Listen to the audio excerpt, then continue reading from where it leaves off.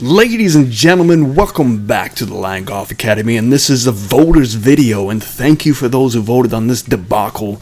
I threw this up there as a little joke, and it turns out it wasn't a joke at all to you, and I don't really want to shave my beard, but I'm a team player, and this is what you voted on, so let's get going. But let me warn you, you're going to see some interesting golf shots at best, and some embarrassing moments, including hitting a house, but staying tuned to see if I had to get the clippers oiled up or if somehow I pulled a joker from the deck and was able to secure my facial hair future. And now, let's get right to the action. This is a par putt, and do I make it? Let's get that cinematic zoom going. And did it go in? Yes, it did. And that putter has been with me for 16 years. It is almost part of the family. I can almost get a tax write-off. And yes, it's in the will to somebody.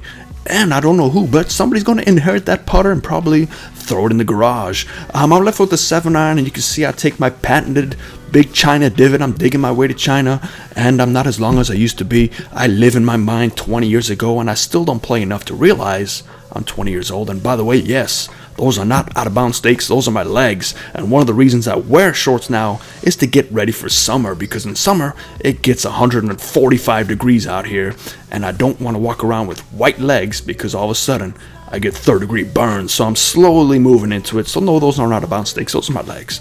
Now, this putt, I'm having an issue when I first start playing. I either make them or I blow them out to the right, and this has to do with my alignment. I have a dominant right eye, and I tend to always aim too far to the right, so you'll see a couple putts here and there that don't go in, but I hopefully will get it sorted out. Now this hole, you can see I almost shanked it, and thank God I didn't, because there was a family, a nice innocent family, probably renting a summer home, or in this case a winter home, enjoying the cool air, and they're looking at me and going, oh, look at that golfer. It would not have been good to take one of those family members out, so happily I didn't do that, and I held on to that hosel fade. We don't say shank here, we say hosel fade, and you can see that golf ball.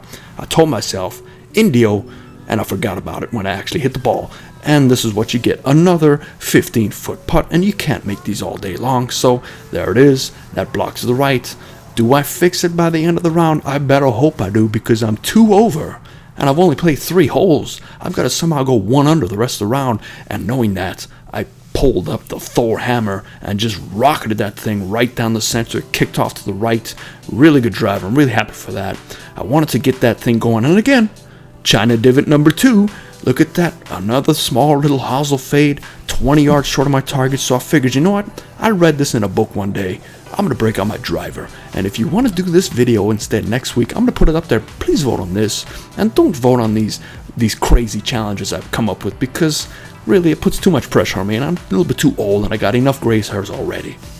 Now, do I make this? This is a big putt because I need to make it to at least stop the bleeding. And yes, I did. I made it. So we've at least stopped the bleeding. Can we keep that bleeding stopped? Now, this one started out and right in the middle of the road. I didn't want to take out a Lexus, and thankfully it hit that tree and dropped straight down. Now, this is not the actual order of our golf course. It was so busy, I had to hop around and find places. But yes, do I need to get the razor ready? It's probably looking at it right now because I'm thinking to myself, man, I don't even believe it. I'm taking my 99-cent glasses off thinking something's wrong with the lens, and no, I'm 20 yards short. But thankfully, chipping and putting has been kind of saving me every now and then, so I'm hoping that does that for this case. But I don't make it easy, because look at that putt. Another 15-footer to save par. Can I make it? Can my 16-year-old brethren help me out? Let's take a look. Patented music. Yes, I made it, and this really got me to get going. A couple pars, couple lucky pars. This one started right down the center. I was almost doing the Phil Mickelson head nod, but I noticed it kept moving left, hit a palm tree, came straight down. I was left with a really weird angle. I was able to secure a 9-iron or an 8-iron, I forget what that even said. And now I have this putt, one of my favorite putts ever, a right to left downhill putt. I was stalking this putt like Tiger, except I have 3 legs now, and I picked the right angle. It was looking good. I thought to myself, yes, I got one back, but nope, of course not.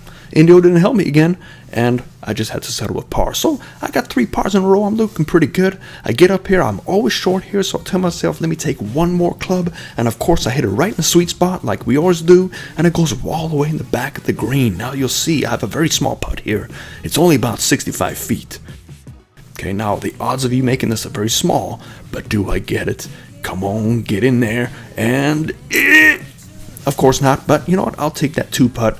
Again, we're trying to stop the bleeding. We got a few holes left. I just need to finish 1 under. Last hole's a par 5, so I can really try and get home in 2. And let's see where we go from here. This hole, I almost lost it all here. I started this thing left and was hooking even further left. It actually hit the roof of a house and kicked back right over here. I had a 5-iron left, 165. Took a smooth swing. I just took 1 extra cut to make sure I carry that bunker and leave me some sort of chip. But when I got up there, I thought to myself, oh my goodness, this isn't your everyday chip. I've got to land this on a dime and get this thing to kind of check and go down this hill. You'll see this hill over here. I realign my shoulders, hopefully hit this right. You see that kind of little check there? Catches that slope and just gets going. And guess who's helping that golf ball away? That is correct, our friend Indio. So Indio pulled that golf ball away. I have to make this or else I'm getting the clippers out. Do I make it? Yes, and you can see that sigh of relief. If I zoomed in close, you will see it. Now, I really said, par 5, let me swing for the fences, started this thing right, like rope hooked it back to the center, swung as hard as I could here, and I woke up the next day with a kind of a back injury, and I think that swing did it right there. But I left myself with a 3-wood chip, trying to keep this low, limit the damages, get this on the green, get it somewhere near the hole, because I have to make birdie, or else my facial hair will be evaporated. And I get it within reason. Now, this is not an easy putt with this pressure. I haven't felt this pressure since 1989, when I ate 3 bean burritos on a long plane ride with a broken toilet. And now, does it go in?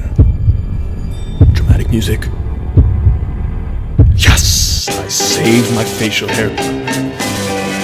So this is what was left at the end of the day. What a beautiful day. Very stressful. I appreciate your votes. I appreciate your support. Thank you for following me. And remember, all proceeds from the channel do go to Heal the Hood Foundation. And don't forget our 1,000 sub giveaway. We're only a few people away. But I hope you had a good day. Enjoy yourself. And I will see you on the next video. Fairways and greens.